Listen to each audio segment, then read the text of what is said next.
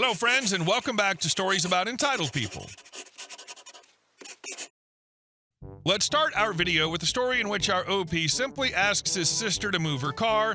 She tells him to do it himself, and he does exactly that, ensuring she never asks him again.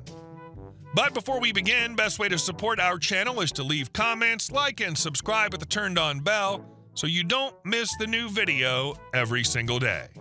Here we go. Just move my car. Okay. A few years ago, my sister and I were both visiting our parents for the weekend. Nothing major, just a typical family gathering, coffee, idle conversation, and a shared sense of trying not to get in each other's way in a house that suddenly felt smaller when everyone was home. At some point in the afternoon, I realized I needed to make a quick trip to the bank. It wasn't far, just 10 minutes away, but I had something time-sensitive to take care of, and I figured I'd be back before dinner. So I grabbed my keys and headed to the driveway. I saw that my car was blocked in by my sister's. No big deal, I thought. I popped back inside and asked her, "Hey, can you move your car? I need to get out for a bit." She didn't even look up from her phone. "Can't you just do it?" she said, waving her keys at me without a second thought. Now, normally I wouldn't care. I've moved her car before, and she's moved mine, but something about her tone, completely dismissive, like I was being unreasonable for asking, rubbed me the wrong way. I was already a little irritated from earlier sibling bickering, and this was just the icing on the cake. So I said fine, grabbed her keys, and walked outside. But instead of just backing her car out of the way and then putting it back after I left, I made an executive decision. I got into her car and drove it to the bank. I mean, she told me to move it, right? She didn't specify how far. I took care of my errands, parked in the bank lot, and even enjoyed the novelty of driving someone else's car for a bit. It was clean, smelled like coconut air freshener, and handled pretty well. I did everything I needed to do, then drove back to our parents' place and parked her car exactly where it had been. When I walked in, I tossed her the keys. "What took you so long?" she asked, clearly confused that a 2-minute vehicle shuffle turned into a 25-minute absence. I looked her dead in the eyes and said, "Well, you told me to move your car, so I moved it to the bank and then back into the driveway." There was a beat of silence, then she rolled her eyes and muttered something under her breath that I didn't catch and didn't really care to. She wasn't exactly thrilled, but she also knew better than to escalate. And to be fair, she did technically ask me to move it. After that, she never asked me to move her car again. Not once. From then on, if she blocked me in, she'd make sure to get up and do it herself, which was honestly the outcome I wanted all along. Sometimes a little bit of harmless pettiness goes a long way.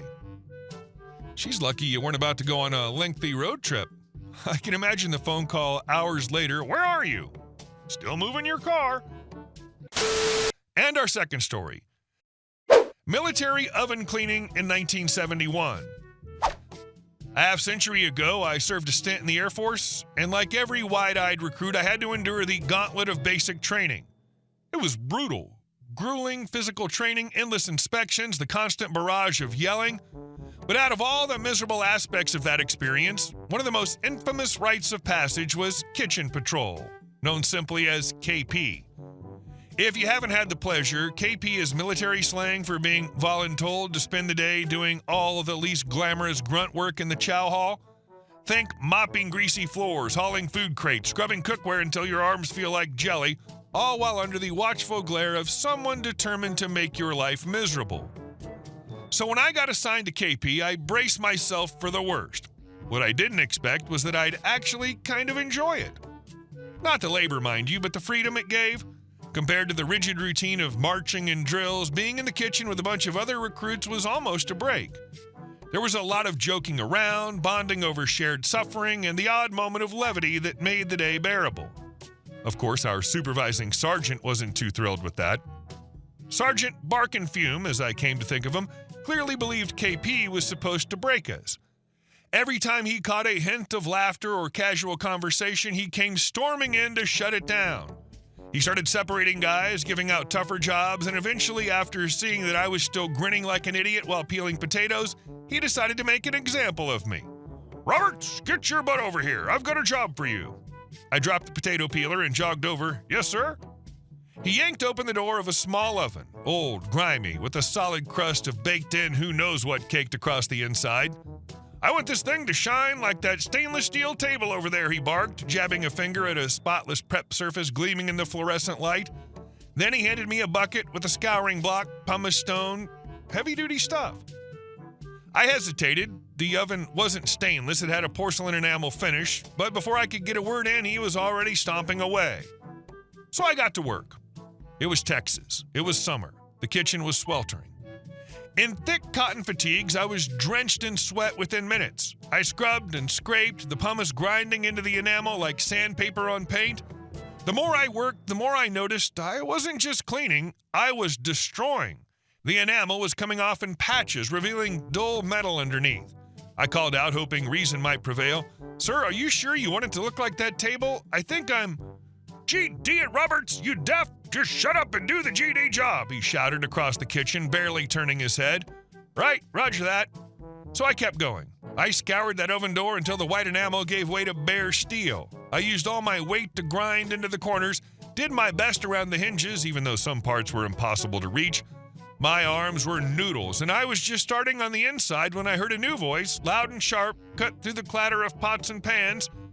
Honey, what in the hell are you doing to my oven? I froze. The voice belonged to the civilian kitchen supervisor, a short, no-nonsense woman who could probably stop a riot with just a look. The kitchen went quiet. You could hear a ladle clink into a pot and the muffled sound of conversation in the distant dining hall. I turned slowly. Well, ma'am, that sergeant over there told me to clean it until it looked like that stainless table, I said, doing my best to sound dumb and helpless. Her eyes narrowed. Oh, did he now? What happened next was beautiful. She stormed across the kitchen like a thundercloud in a hairnet and let loose a verbal barrage that probably echoed all the way to the flight line.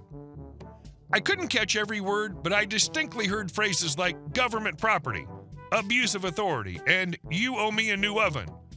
Sergeant, he shrank. A man who just hours ago had been barking orders like a junkyard dog was now reduced to a meek, "Yes, ma'am, I understand, ma'am. Won't happen again, ma'am." He didn't look at me as he retreated to his office, but I caught the glare he shot in my direction. I just shrugged and went back to cleaning trays, with a slight, smug smile on my face. I always felt bad for the poor oven. It didn't deserve to be a casualty of rank and pride. But damn, watching that sergeant get dressed down by the kitchen queen, totally worth it. I never got assigned to KP again.